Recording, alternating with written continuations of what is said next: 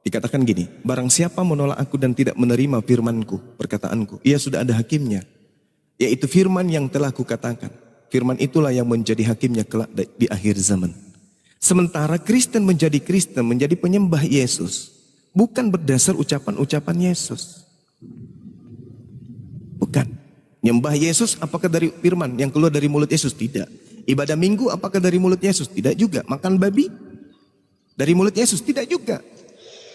Apapun yang dilakukan Kristen hari ini sebagai prosesi agama, hampir keseluruhannya tidak berasal dari perkataan Yesus. Hari Minggu kita lihat orang berbondong-bondong ke gereja. Emang ada perkataan Yesus mengajarkan menyembah dirinya di hari Minggu? Gak ada. Yohanes 12:48, barang siapa menolak aku dan tidak menerima perkataanku, ia sudah ada hakimnya, yaitu firman yang kukatakan. Itulah yang akan menjadi hakimnya pada akhir zaman. Firman yang mana? Yesus katakan dalam Yohanes 17:8, segala firman yang kau sampaikan kepadaku telah aku sampaikan kepada mereka, dan mereka telah menerimanya, dan mereka tahu dengan pasti aku berasal daripadamu, dan mereka percaya engkaulah yang telah mengutus aku. Berarti semua cakupan firman yang Yesus sampaikan kepada Bani Israel hanya melahirkan keadaan murid-muridnya menganggapnya sebagai rasul saja. Yang menolak ini, itulah yang akan dihakimi. Apa bukti penolakan? Oh, memang dia rasul Bang Suma, tapi dia Tuhan juga. Berarti menolak. Menolak apa yang Yesus sampaikan ke tengah-tengah Bani Israel kalau dia dituhankan. Gitu Bang. Yohanes 12:48.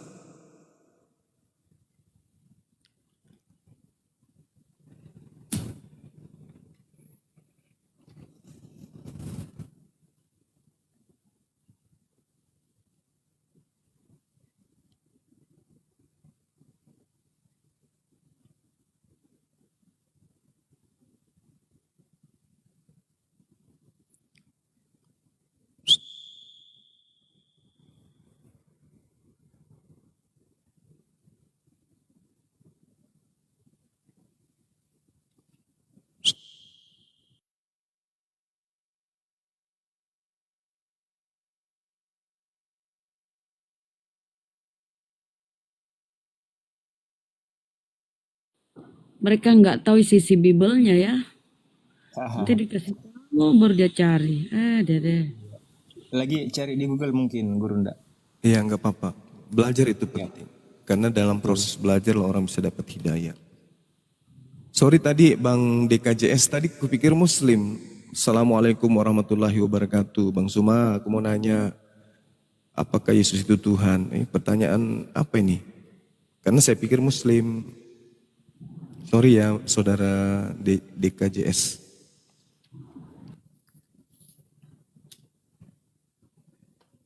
Yesus akan menjadi hakim. Abang dan saya akan dihakimi misalnya nih. Bang Suma, ya Yesus, kenapa kamu tidak menyembahku? Lah, memang ada perintahmu? Enggak ada sih. Lolos. Saudara DKJS, kamu ke gereja hari Minggu nyembah aku yang ngajarin siapa? Memang ada firmanku seperti itu? itu di Alkitab, Pak. Iya, Yohanes 12:48 itu di Bible, Bang. Iya, itu. Terus?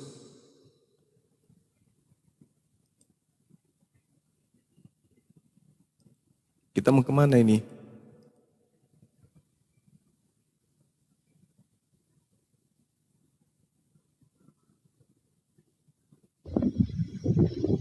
Gimana, Bang? Yesus pola penghakimannya berdasar terhadap segala sabdanya yang tinta merah, bukan nantinya di akhir zaman? Pola penghakimannya berdasarkan kitabnya, Bang. Ya, kitabnya atau firmannya? Yang saya baca itu tadi apa? Ini barang siapa menolak aku dan tidak menerima perkataan, bukan dikatakan tidak menerima. Nah,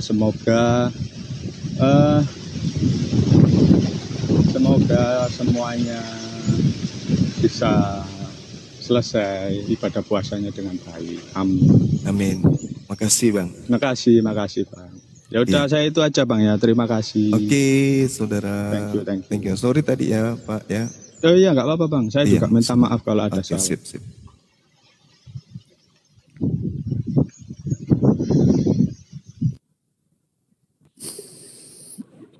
Segitu aja bang.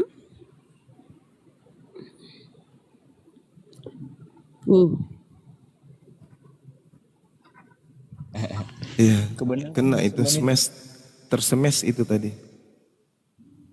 Iya, Kenapa betul, dia benar. tersemes? Karena dia pakai akal. Ketika dia naik ke sini pakai akal, pasti kena.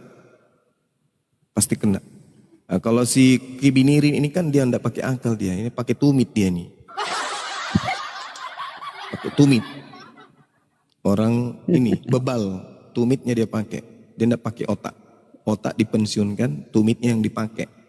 Jadi setiap bernarasi, tumit yang maju. 1 ditambah 1, tambah lagi 1, sama dengan 1. Nah, itu tumit tuh. Pasti tumit dipakai menjawab. Makanya selalu Pakai komplain. dengkul. Iya. Kita memberikan data, dibilang kita pembohong. Kita menyajikan materi secara ilmiah, akurat, dibilang kita pembohong. Nah, kalau di dalam kitabnya dikatakan kandang, disajikan apa? Goa. Ya, karena tumit dipakai. Kenapa demikian? Karena tidak bisa orang itu menjadi seorang penyembah manusia dengan menggunakan akal sebagai tolak ukur sandaran yang nggak bisa. Hancur. Makanya orang-orang cerdas di kalangan mereka itu mu'alaf. Karena cerdas itu identik dengan fungsi akal yang benar-benar 100% berputar, berfungsi. Nah kalau macam Kibineran ini kan otak pensiun, tumit yang bekerja. Coba dia juga pakai akal, oh pasti dia bisa menemukan kebenaran juga.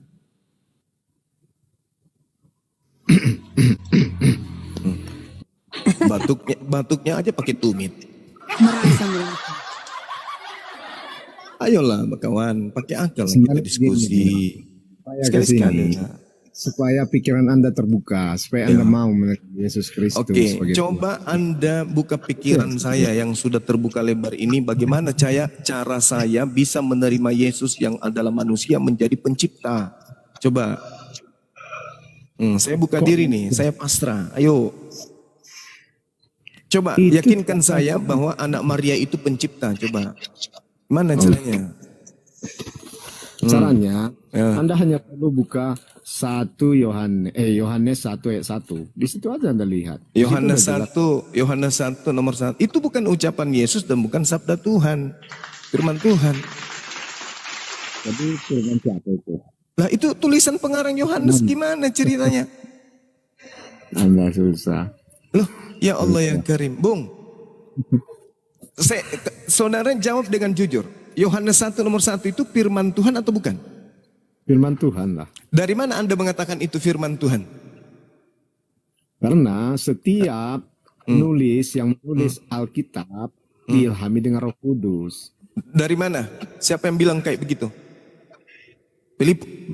Filipus.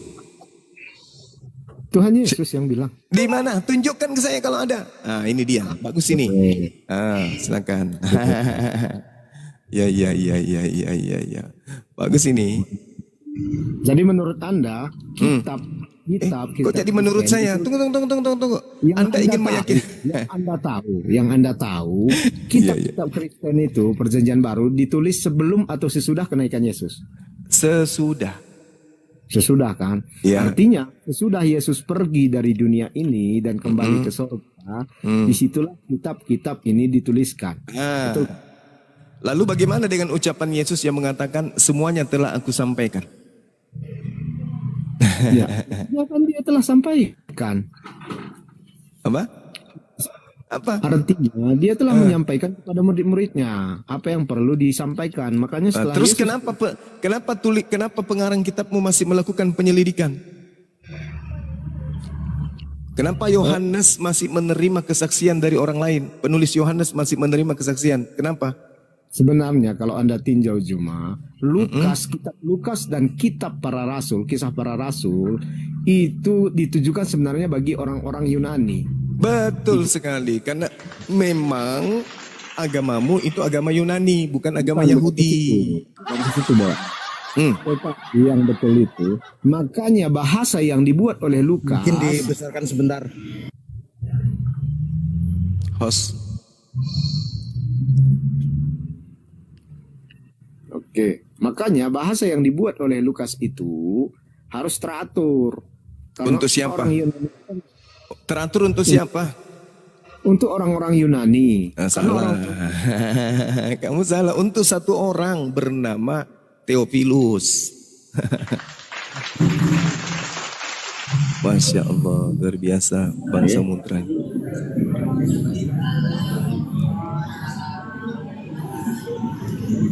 Keren. Masya Allah. Ini program dari API Jawa Tengah.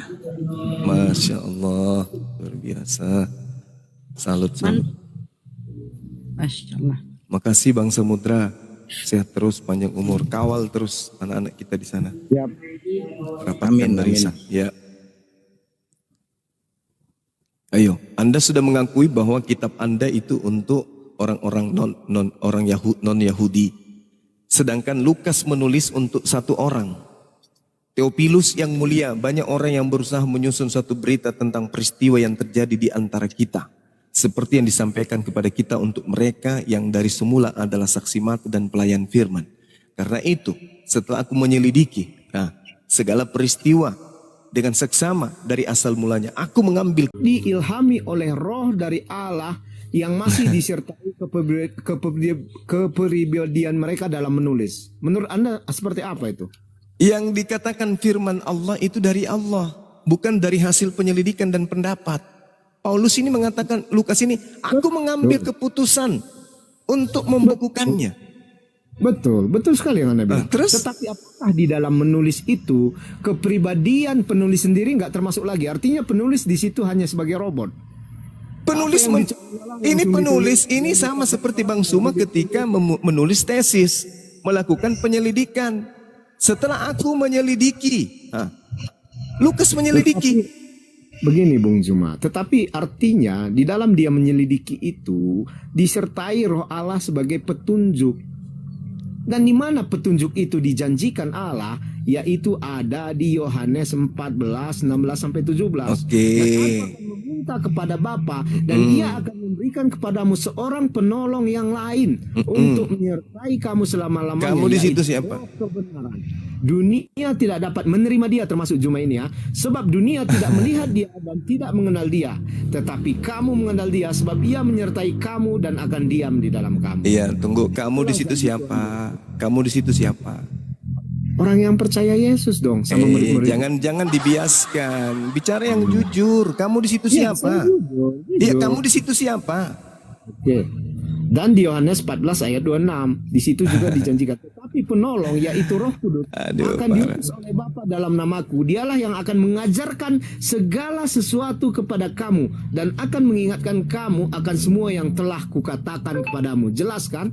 Jadi kenapa kitab itu ditulis setelah kenaikan Yesus ke surga? Inilah janjinya. Oke, kita bahas ini ya. Oke, aku akan minta kepada Bapak dan ia akan memberikan kepadamu seorang penolong. Ini yang datang ke Lukas apa? Siapa yang datang ke Lukas? Orang pakai topi pincang, pakai tongkat atau apa? Di sini yang datang itu roh. Makanya kamu tidak Bukan mengenal seorang. dia. Bukan seorang. Seorang penolong. Seorang penolong itu apa? Seorang ini apa? Kalau Roh disebut kebenaran. kalau disebut orang apa? Kucing. Seorang penolong. Seorang Tetapi ini dalam- apa? Antropos ini apa? Antropos ini apa? Ini antropos Seorang dalam bahasa Yunaninya ini apa? Seorang penolong dijanjikan di sini kan? Ya, berarti seorang kan? Ya betul. Nah, Masa terus sepotong? siapa orangnya yang datang ke Lukas? Roh kebenaran. Kok jadi roh? Inilah kalian tidak pernah bisa kemudian berdiskusi. Kenapa? Kalian itu selalu pakai pakai kepercayaan. Tidak pernah pakai akal gitu loh. Dengarkan. Ini jelas sekali loh. Dan aku akan meminta kepada Bapa dan ia akan memberikan kepadamu seorang penolong yang lain untuk menyertai kamu. Kalau seorang itu apa? Yaitu roh kebenaran. Nah, kalau seorang itu apa? Jadi kalau Anda menyebutkan roh kebenaran itu seorang Kalau seorang itu apa? Seorang itu manusia, woi.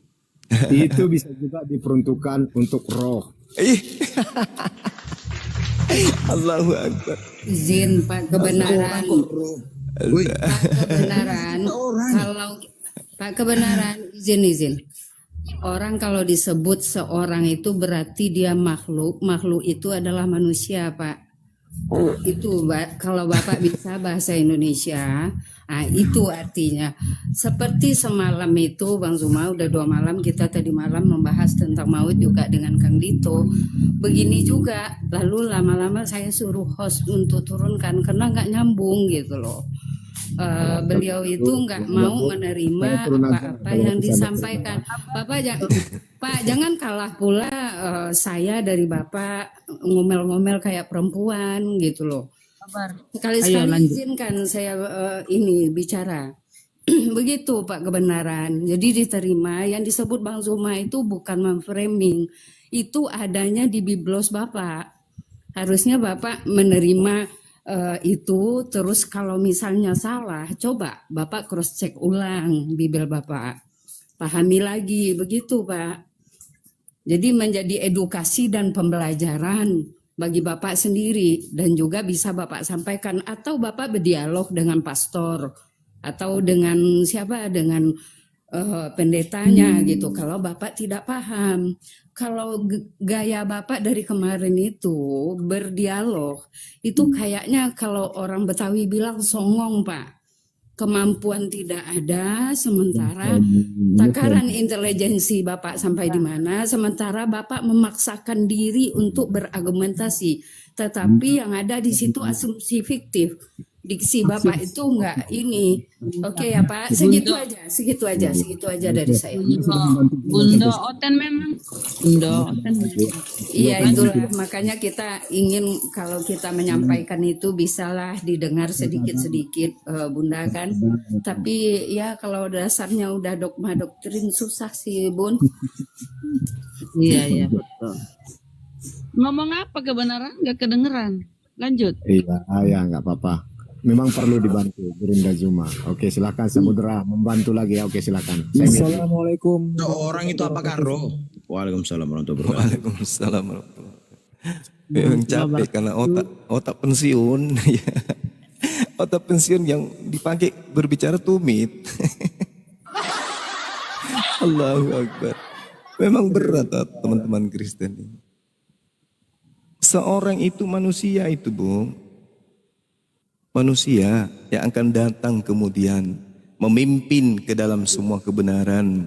Sebab manusia ini tidak berkata-kata dari dirinya sendiri, melainkan apa yang didengarnya itulah yang disampaikan. Sedangkan Lukas ini menyelidiki. Dia menyelidiki, bukan dia mendengar tapi dia menyelidiki.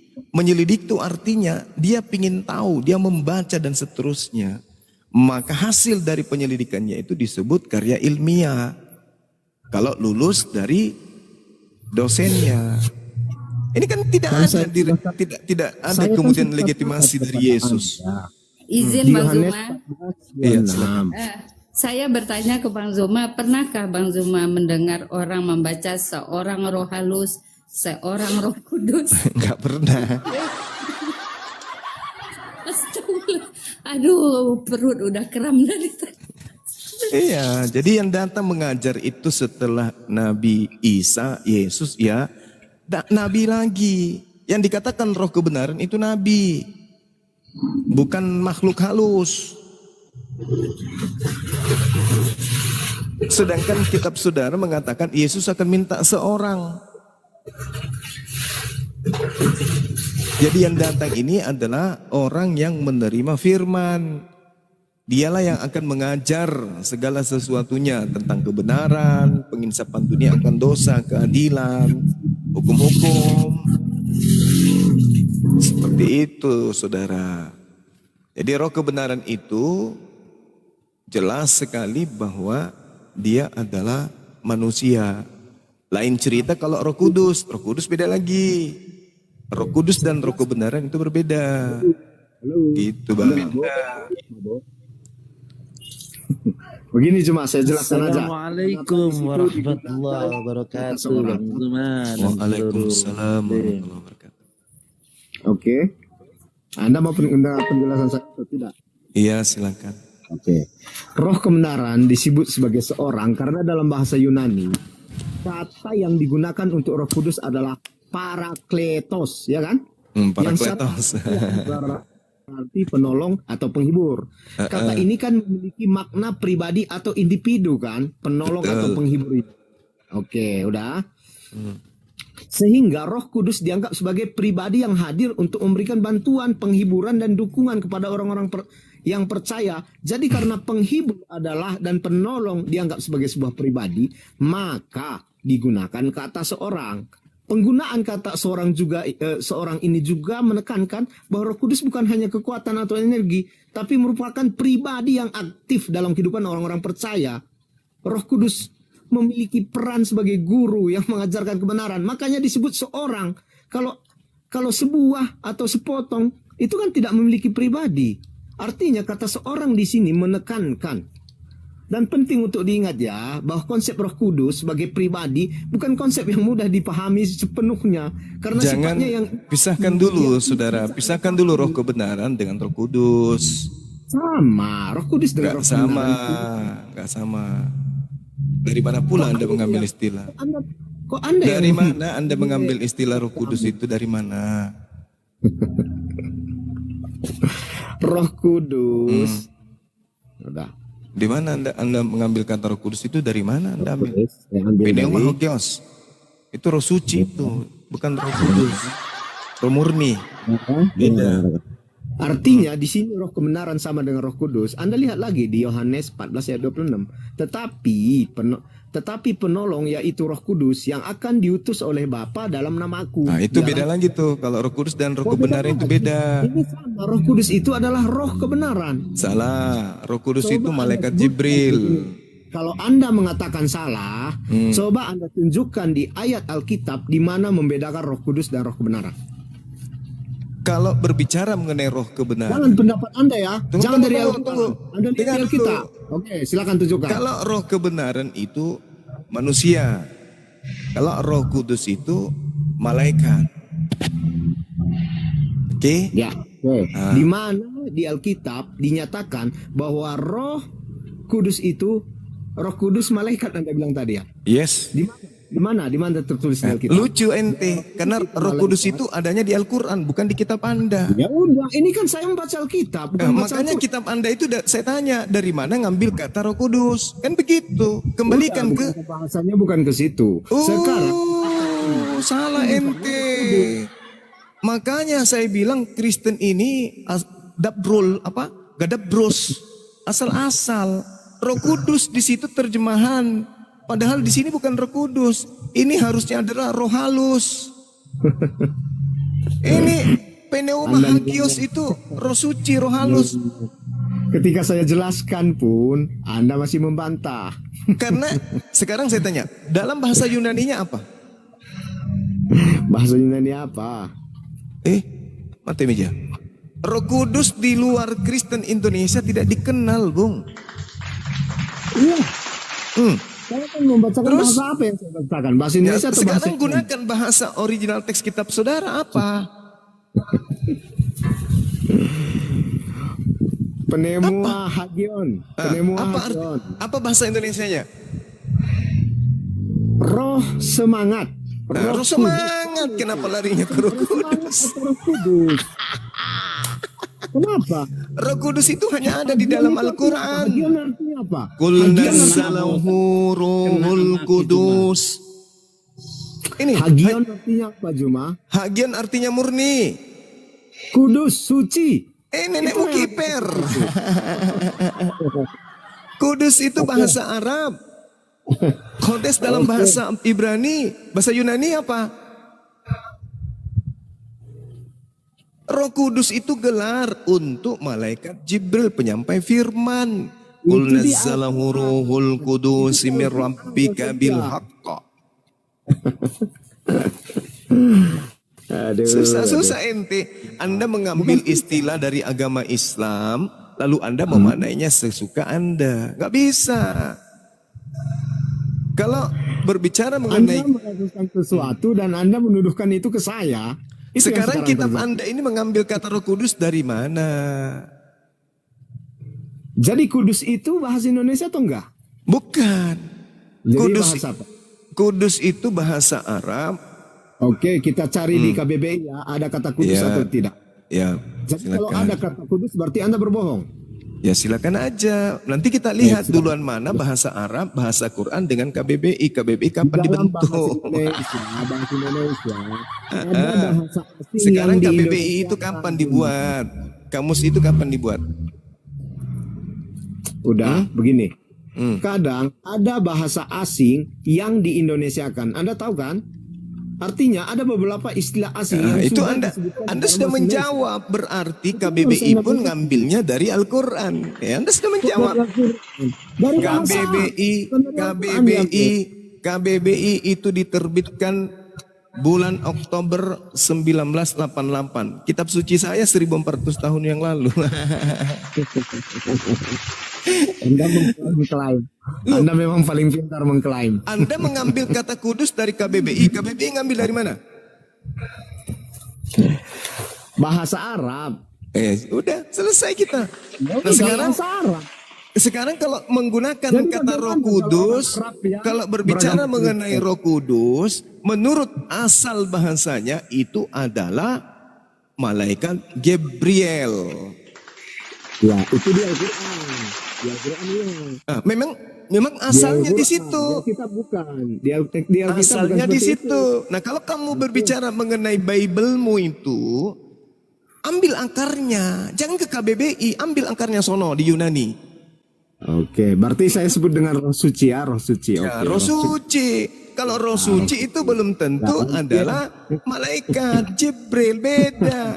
Sebagai penyampai firman dalam konsep agama samawi, penyampai firman itu malaikat, Bung.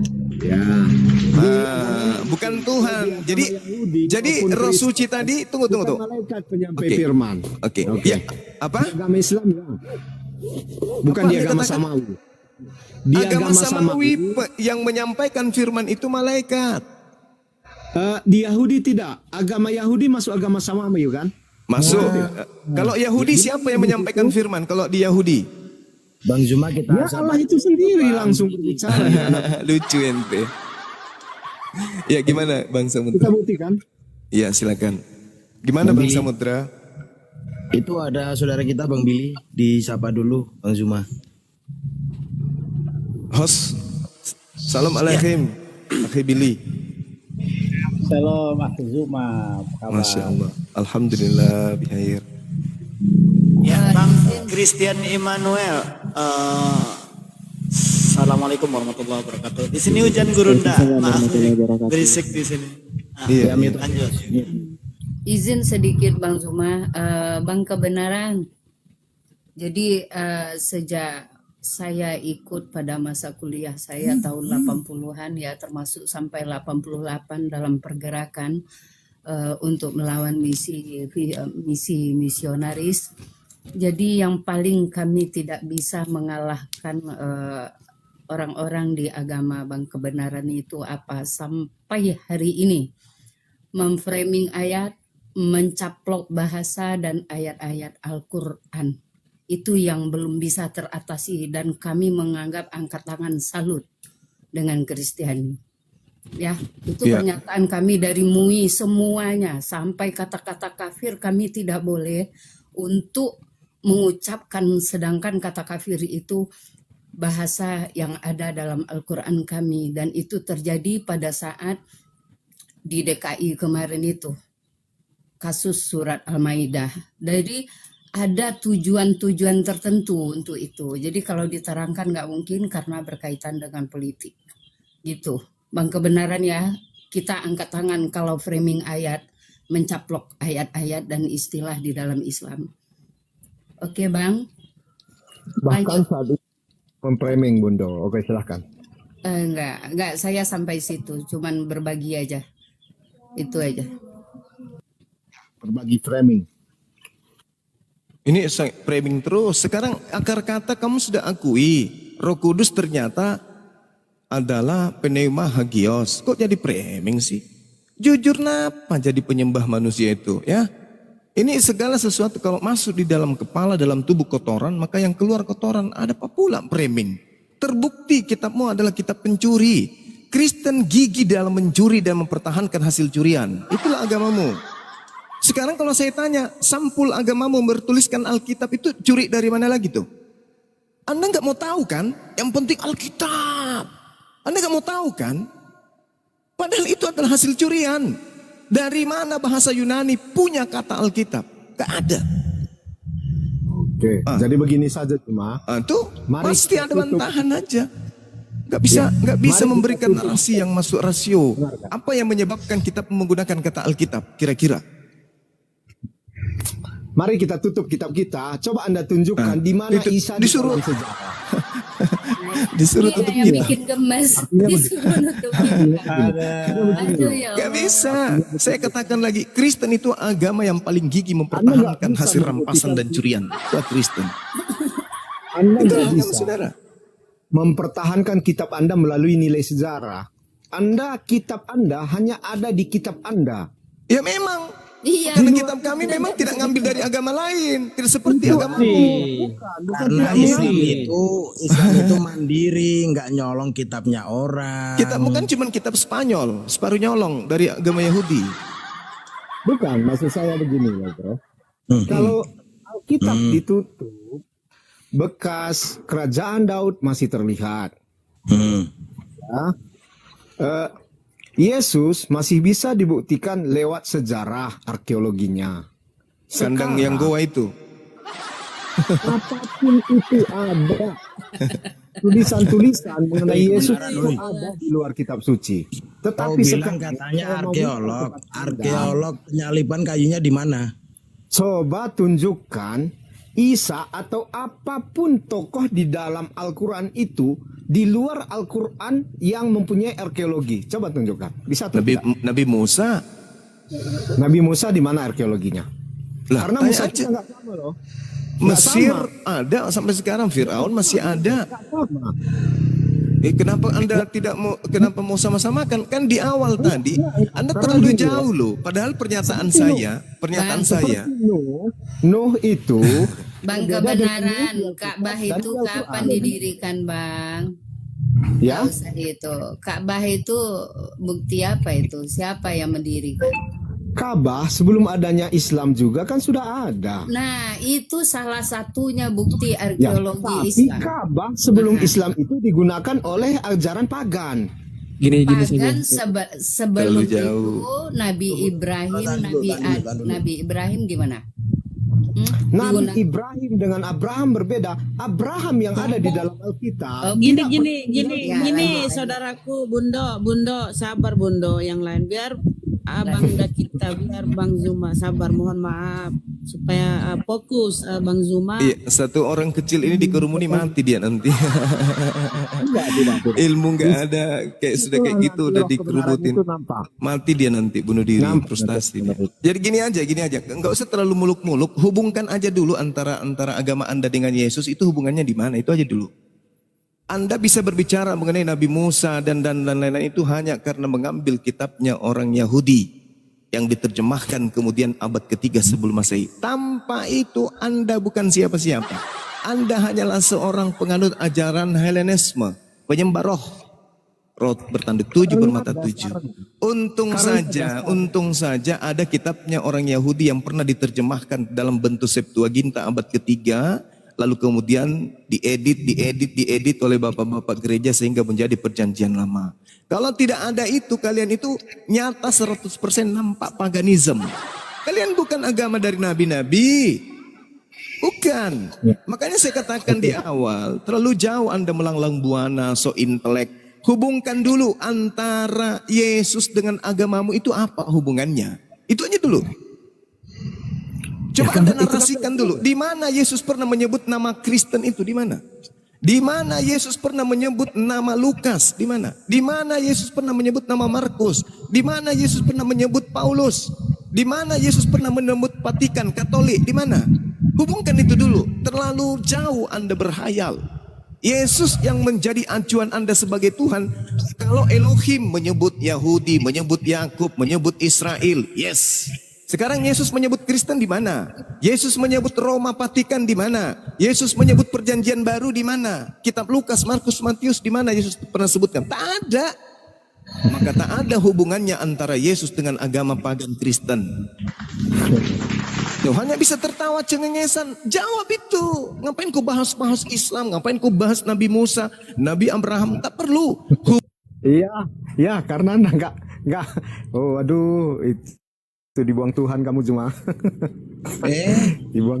Tuhannya siapa yang buang? Dibuang Tuhan sih cuma tadi. Gini. Tuhannya Kena report. Tuhannya Yesus. Kena report.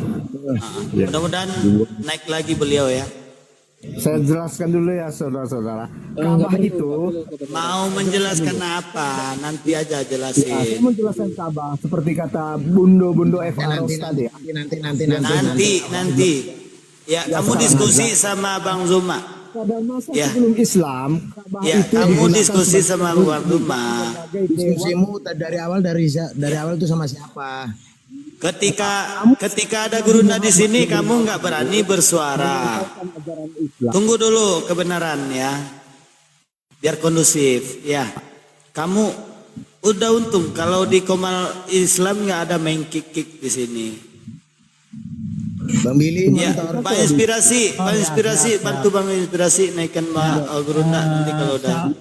Shalom Bang Kebenaran, Shalom Aleichem Bang Kebenaran. Shalom Aleichem. Iya, saya mau tanya dengan Bang Kebenaran ini. Kali aja bisa menginjili saya ini. Ajaran di dalam kekristenan ada ajaran untuk makanlah tubuhku dan minumlah darahku. Nah, dan juga tanggal 25 Desember di mana ada di dalam sumber Perjanjian Baru mengatakan peringatilah hari kelahiranku tanggal 25 Desember. Nah, itu sumbernya dari mana? Dan minum darah dan daging yang dilambangkan dalam roti dan anggur itu ajaran dari mana? Ajaran Tuhan Israel atau bukan? Dua pertanyaan itu. Yang mana dulu? Tanggal 25 Desember aja. 25 Desember di mana dalil ayatnya di dalam Alkitab Anda? Silakan. Ayo loh. Jawab. Saya izin ibadah sebentar ya teman-teman. Siap. Iya, gurunda. Boleh nggak pertanyaan kebenaran? Tak dulu, Bang Kris. Itu kasihan. Malah beleng-beleng palanya, belum dijawab. Saya jawab ya. Ada beberapa alasan sebenarnya mengapa orang Kristen itu merayakan Natal. Satu, Natal itu memperingati kelahiran Yesus sebagai anugerah Allah. Ya, Natal merupakan peringatan akan kelahiran Yesus sebagai anugerah Allah bagi umat manusia. Karena kelahiran Yesus itu dipercaya sebagai pemenuhan janji Allah dalam perjanjian lama untuk mengirimkan juru selamat. Ayatnya ditanya ayatnya kebenaran. 25 Desember. Yang ditanya dalilnya, Bang Billy tanya dalil. Anda tanyakan kenapa orang Kristen merayakan Natal, betul kan tadi, Billy? Iya, dalilnya yang ditanya dalilnya. Maksud Tanggal 25 Desember itu di mana dalilnya 25 Desember? Nanti saya akan kasih dalil. Nanti saya akan kasih data yang menyatakan bahwa sebelum kekristenan muncul sudah ada 25 Desember dirayakan gitu. Jadi di mana dalilnya dalam Perjanjian Baru tanggal 25 Desember dirayakan sebagai hari kelahiran Yesus?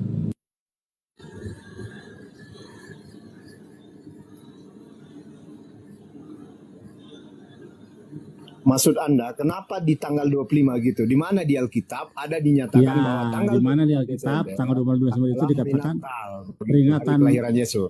Iya, gitu. Ada atau tidak? Ya, kalau secara eksplisit di Alkitab ya nggak ada. Kalau nggak ada, dapatnya dari mana itu? Mengambil dari mana ide 25 Desember?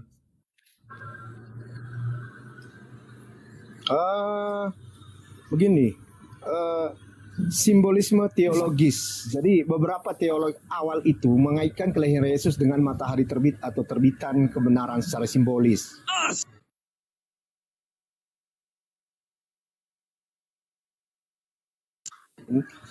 Di belahan utara dipandang sebagai waktu yang tepat untuk merayakan kelahiran terang dunia. Oke, jelas kan? Oke, yang pertama sudah dijawab. Itu Terus simbolisme. yang kedua tadi apa Bang? Darah. Bang Billy. Dia lagi searching Google tuh. Jadi yang pertama Nggak ada dalilnya. nggak ada dalilnya, Bu Itu Murni itu ada. Nggak ada dalilnya. Terus yang kedua pertanyaan Bang Billy apa tadi? Darah dan Merayakan perayaan untuk minum darah dan juga makan daging Tuhan dilambangkan dalam roti dan anggur, itu ajaran Tuhan Israel atau ajaran Yesus di perjanjian baru gitu. Karena kalau ajaran Tuhan, kalau itu dianggap penting bagi Tuhan, maka Tuhan akan memberitahukan hal itu di dalam kitab Taurat. Nah, gitu loh. Karena kata seorang nabi dan raja, Torah Hashem Temima, Torah itu sempurna. Nah, apakah itu penting darah dan anggur, darah dan daging itu penting bagi dunia, gitu loh. Kalau penting pasti di-mention. Nah, itu sumbernya dari Yesus sendiri secara mandiri atau dari Taurat yang ada di Taurat, gitu loh. Kalau memang itu dari Yesus, Yesus datangnya dari mana ide itu? Gitu. Dari Tuhannya atau dari dia sendiri? Silakan. Ya, kalau itu kan berasal dari Yesus karena ada di dalam Alkitab. Di Perjanjian Baru kan ada itu ayatnya, dalilnya. Mau saya tunjukkan? Itu dari Yesus loh. Tapi bukan dari Allah Israel. Sekarang pertanyaannya siapa Yesus? Kan begitu, Bung. Jadi kalau Yesus itu di dalam kekristenan, ya, Yesus itu adalah Tuhan. Dan di Perjanjian Baru juga dia menyebutkan dia dan Bapa adalah satu. Jadi konteksnya itu juga dari Bapa. Enggak, tadi kan pertanyaan saya dari Tuhan Israel atau dari Yesus. Anda bilang dari Yesus. Ya sudah kelar, berarti itu Bapak bukan itu ajaran siapa? Allah Israel. Kenapa? Ya, Bapak itu siapa? Bapak itu kan Tuhan Israel. Ya makanya dengan- di mana ajaran itu, makanya di mana ajaran minum darah dan tubuh Yesus itu ada di dalam Torah. Silakan. Di dalam Torah ya jelas nggak ada. Karena kenapa? Nah, berarti Yesus dengan Allah Israel berbeda, betul? Tidak sama. Bisa saya buktikan. Oke, kalau sama di mana ayatnya bahwa penting bagi dunia ini meminum darah Yesus dan tubuh Yesus dilambangkan dalam roti dan daging. Kita harus cari ayat itu di dalam kitab Tanakh, Torah. Ada nggak? Kata Anda tidak ada, ya berarti berbeda antara ajaran Yesus dengan ajaran Allah Israel. Nggak bisa Anda bawa ke situ, nggak bisa. Oke, sekarang buktikan di mana? Oke, sekarang buktikan di mana dalam Torah ada minum darah dan tubuh Tuhan. Silakan. Ya itu nggak ada, kan saya katakan tadi nggak ada. Karena di Perjanjian Lama sendiri itu kan belum ada Yesus. Yesus belum mati di kayu salib. Berarti di Perjanjian Lama belum ada Yesus, betul? Belum ada Yesus di dunia. Tetapi Yesus itu iya. Berarti Yesus baru ada kapan? ada di mana maksud Anda? Ya di dunia, di dunia. Oh, Kapan di dunia ada Yesus maksudnya? Ya. Ketika Jadi kapan ya di dunia kan? Bukan kapan Yesus ada. Bahasa Anda menggantung.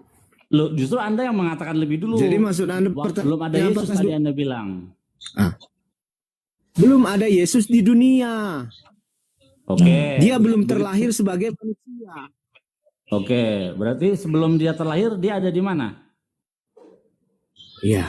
Dia kan sang pencipta. Di mana tempat sang pencipta? Oke, di mana ayatnya bahwa Yesus adalah Bapa itu sendiri di dalam kitab Taurat? Oke, di dalam Perjanjian Lama lah saya ambil lah. Oke. Taurat dulu, dalam Taurat, karena Taurat itu yang temimah, sempurna, kata Raja Daud. Di dalam Taurat itu di mana Yesus di dalam Taurat?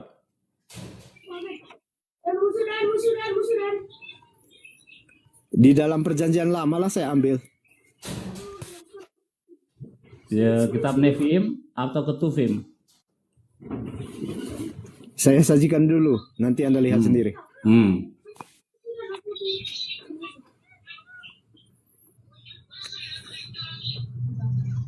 Ini Bang Billy ini agama apa sih sebenarnya?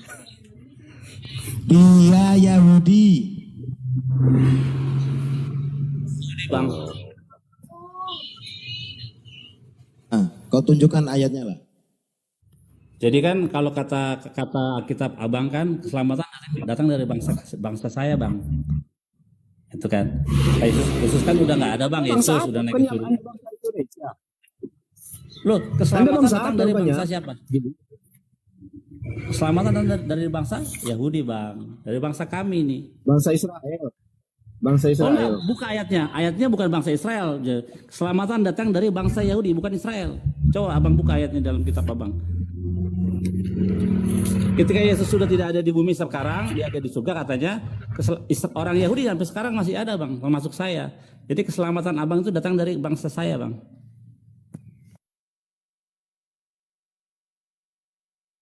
Anda akui ya bahwa Yesus itu memang untuk semua manusia ya. Ya kan Billy? Katanya, Bang Billy bilang katanya, bukan Bang Billy yang ngomong. Dengar dulu narasinya Bang Billy.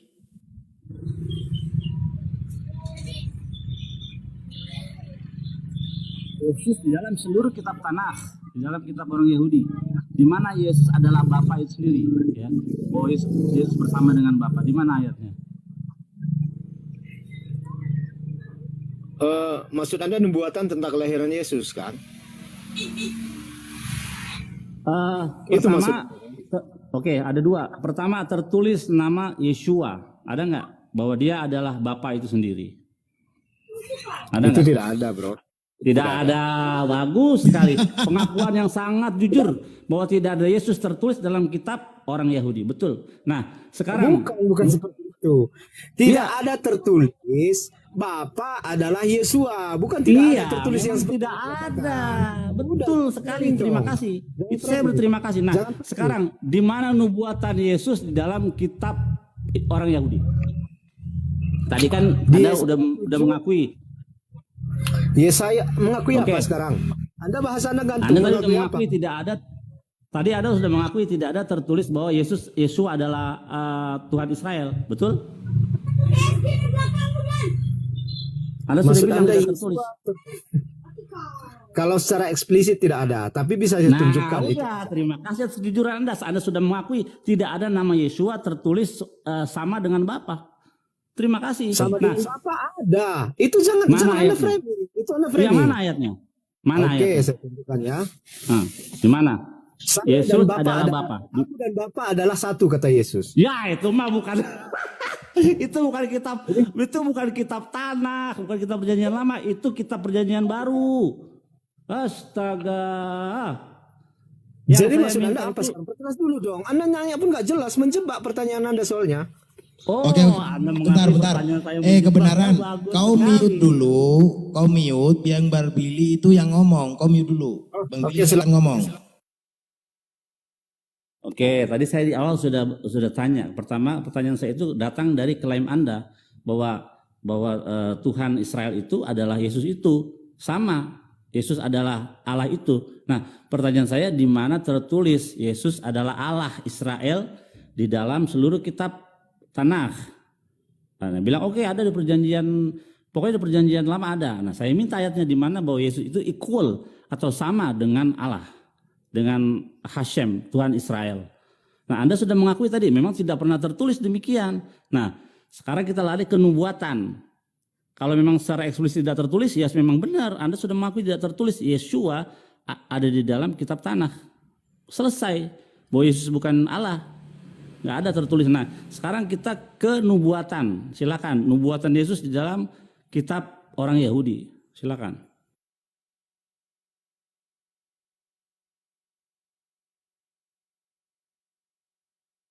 Kebenaran. Kau buka mute, jawab. Billy tadi udah framing. Yang pertama tadi nggak ada saya menyebutkan Yesus bukan Allah, nggak ada saya sebutkan itu loh. Tetapi dia mengambil kesimpulan sendiri, langsung menyebutkan saya mengatakan bahwa Yesus bukan Allah, gitu. Sudah mengakui secara eksplisit tidak tertulis. Anda sudah mengakui tadi. Ya. Jadi kalau secara eksplisit tidak tertulis, bukan berarti saya mengatakan bahwa Yesus bukan Allah. Lah, yang mengatakan itu kan Anda. Anda mengatakan memang tidak ada secara eksplisit. Ya sudah, kelar. Enggak. Ya udah. Tapi Anda Kelar. jangan mengambil kesimpulan. Saya mengatakan bahwa Yesus bukan Allah. Bang kebenaran saya tengahi, Bang Billy saya tengahi. Di dalam kitabnya Yahudi ada nggak Yesus itu Bapak sendiri tertulis? Ada nggak Bang kebenaran? Ada. Di mana ayatnya? Saya Ditanya Bang ambil Billy ya. di mana ayatnya? Ya, saya ambil.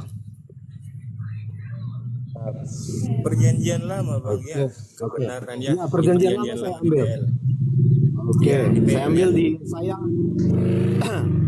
Yesaya 43 ayat 11. Akulah Tuhan dan tidak ada juru selamat selain daripadaku. Oke, jelas di situ.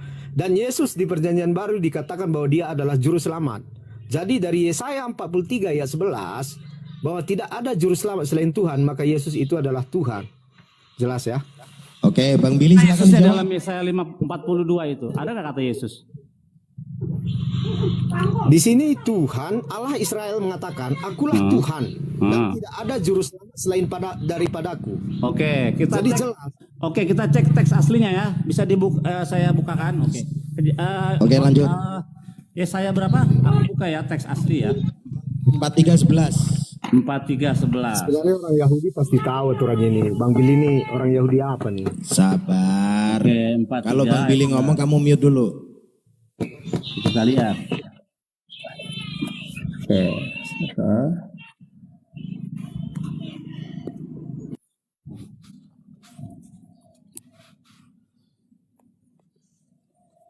Oke, Anoki, akulah,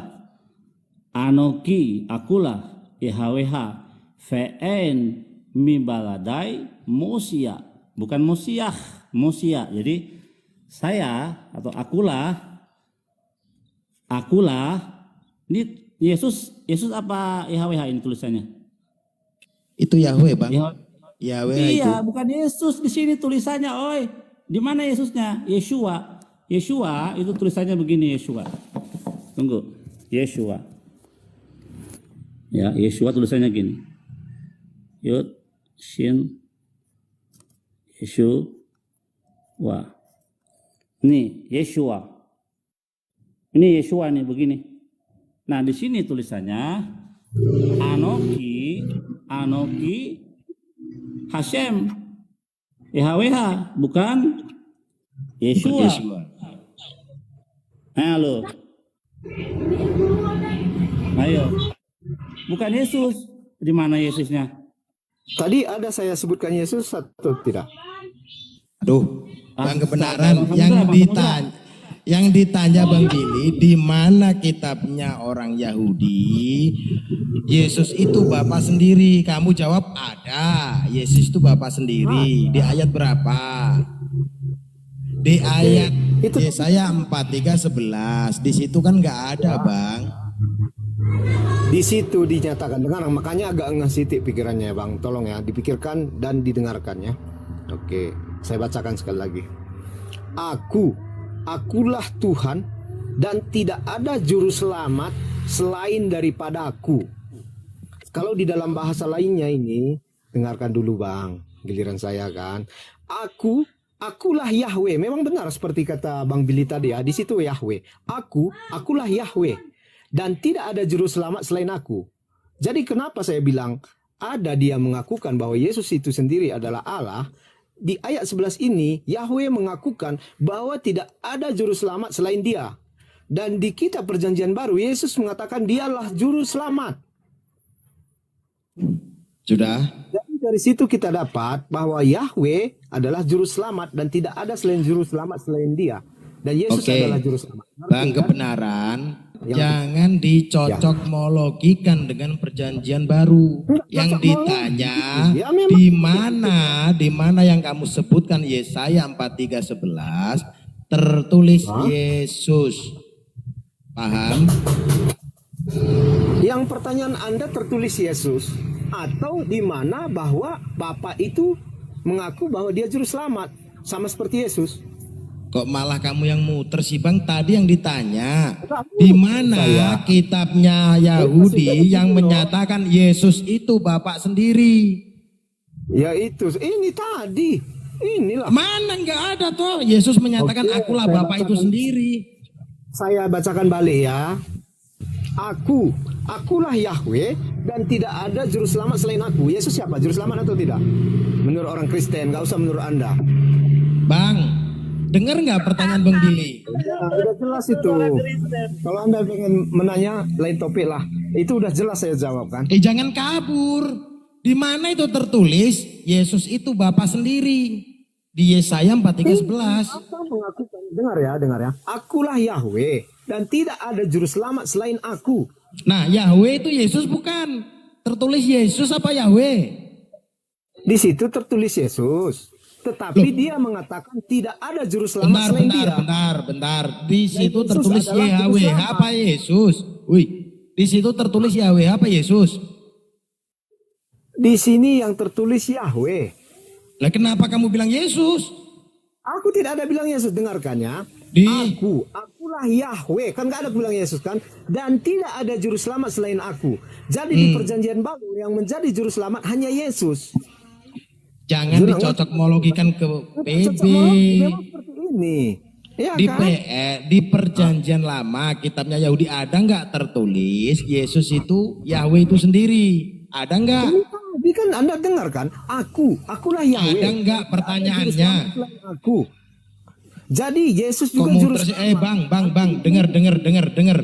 Saya udah Dengar pertanyaannya Bang Billy, kau dengar.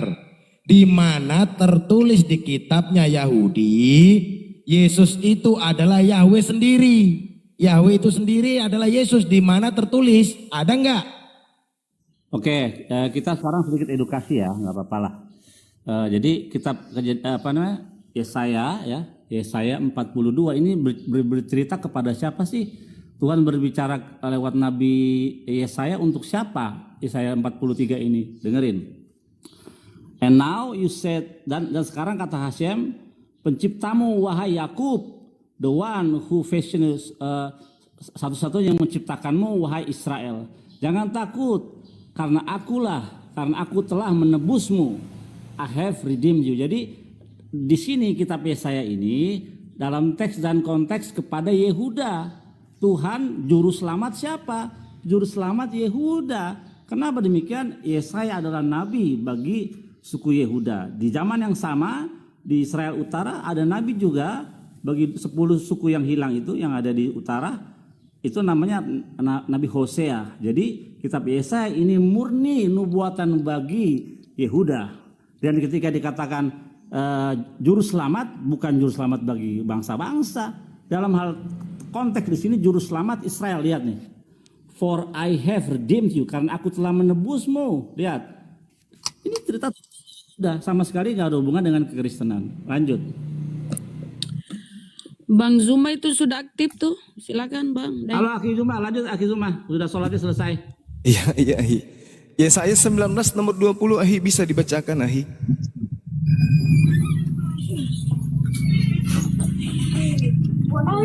Bisa nggak? Yesaya berapa Bang? 19:20. Oke, 19:20.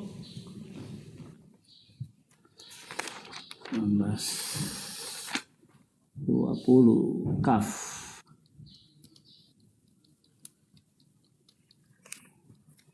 Oke.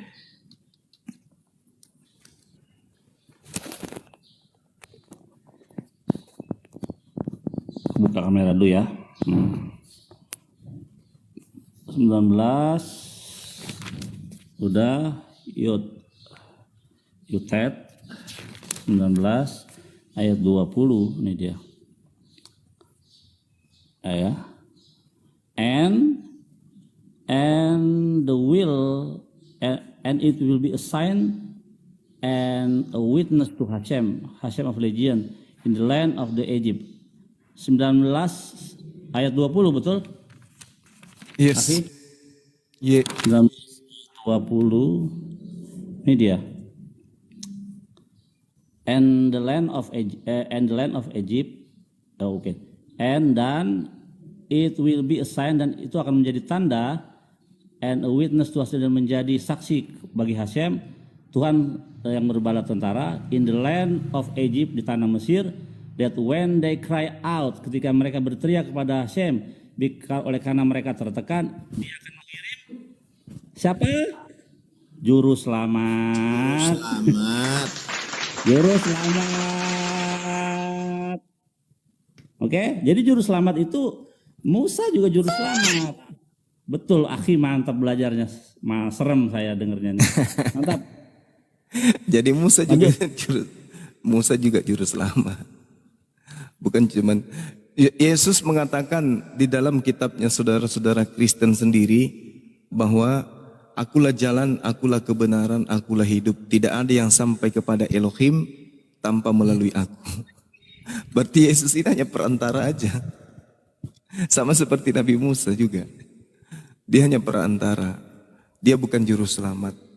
Sementara kalau kita lihat di dalam pengakuan Elohim, bukan duta, bukan utusan, tetapi aku sendiri yang akan menjadi penyelamat bagi mereka. Artinya ketika Tuhan mengatakan bukan utusan, tapi aku sendirilah yang akan menyelamatkan mereka, ya jelas di sini bahwasanya Yesus mengaku sebagai utusan, berarti bukan Yesus. Makanya di dalam Kisah Para Rasul 2 nomor 22, Yesus di situ sebagai perantara di mana Tuhan melakukan mukjizat, tanda-tanda, kekuatan di tengah-tengah Bani Israel yang dilihat oleh orang pada masa itu. Artinya bahwasanya Yesus ini hanya perantara, sama seperti Nabi Musa. Cuman orang Roma Yunani lah yang kemudian melantiknya menjadi Tuhan. Makanya saya katakan antara Kristen dan Yesus itu tak ada hubungannya. Begitu saudara-saudara kebenaran.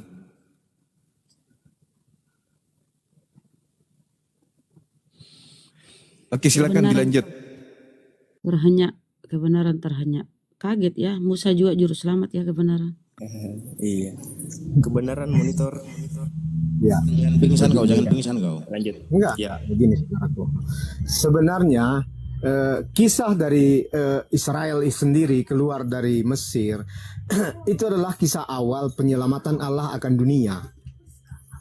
Jadi ibaratnya Mesir adalah di bawah hukum Taurat orang-orang Israel di situ. Dari segi teologis ya. Dan Musa ibarat Yesus yang menyelamatkan. Waktu itu belum turun keluar dari Mesir, gimana sih? Loh, belum turun hukum Torah. Iya, tetapi itu melambangkan. Ya kan saya bilang melambangkan, makanya Billy ini otaknya agak ngesikit ya. Begini, orang-orang Mesir Kudus keluar. Orang-orang Mesir itu ibarat hukum Taurat dan orang Israel adalah manusia. Dan Musa adalah menyelamatkan mereka ibarat Yesus melepaskan manusia dari itu yang ngajarin siapa begitu, woi itu yang ngajarin siapa begitu? Astaga. Roh Kudus yang mengajari saya hari ini. Aduh. Roh Kudus lagi dibawa-bawa, roh halus. Begini. Yang ngajarin ente roh halus kok Roh Kudus dibawa-bawa. Kalau Anda mengabaikan perkataan saya hari ini, ingatlah dalam waktu dekat ini. Jadi apapun yang terjadi kepada Anda semua, tunggu. Waktu dekat apa, woi? Waktu dekat apa? Saya minta izin keluar. Woi, saya jangan kabur, woi. Jangan kabur, woi. Saya sudah menyampaikan sesuatu yang penting bagi Anda hari ini. Jangan kabur, woi. Cukup sudah saya menyampaikan. Woi, jangan kabur. Oke, terima kasih ya saudaraku. Setidaknya Anda mau mendengarkan. Terima kasih. Kalah nih ya, nyerah nih ya. Nyerah nih ya. Bukan masalah menyerah. Memang sudah sampai waktunya saya meninggalkan perkataan ini kepada Anda ya. Oke, terima kasih. Innalillahi wa inna ilaihi raji'un. Semoga kau tenang di sisinya. Dia mau bermujizat kata dia tuh tadi. Dia mau bernubuat. Lihat katanya ke depan apa yang akan terjadi dengan kalian. Dia lagi bernubuat itu. Padahal Iya, Yesus padahal berpesan. Padahal tanda-tanda- dia lupa akhi. Iya, Barang gimana, siapa yang dia lupa barang siapa yang mengutuki mu Abraham? akan kukutukin.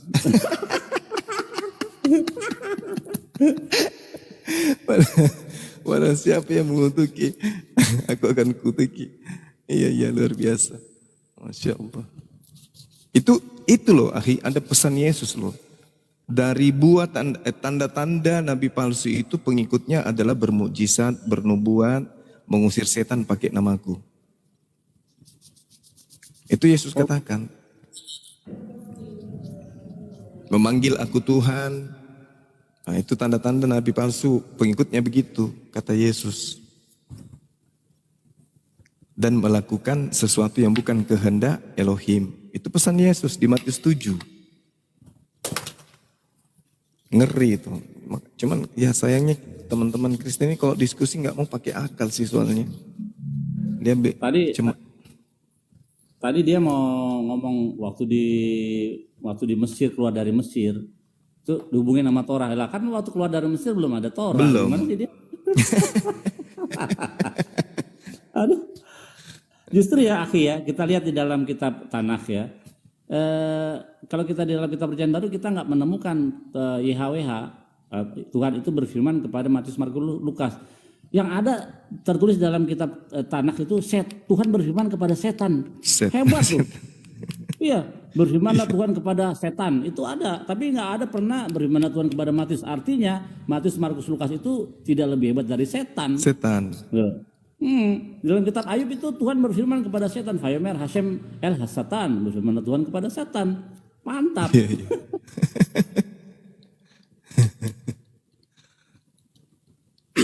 Ya, izin Gurunda. Bang Alung. Oi, Bang Alung. Ya, selamat sore Bang Alun. Bang Alung, Alung RDN. Selamat sore Bang. Cek. Bang Alung. Waduh. Bang Alung.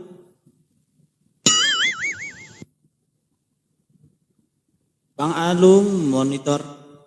Jaringannya satu itu. Oh iya, lagi PMS jaringannya ya. Bang Alung.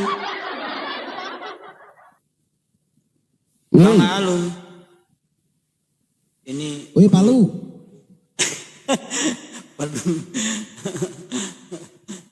Kalau kita nggak mau jawab, coba Gurunda kita yang jawab. Ya, coba. Tafadhol akhi Gurunda. Enggak mau bicara. Oh, jaringan katanya, jaringan. Jaringannya teman-teman, gangguan.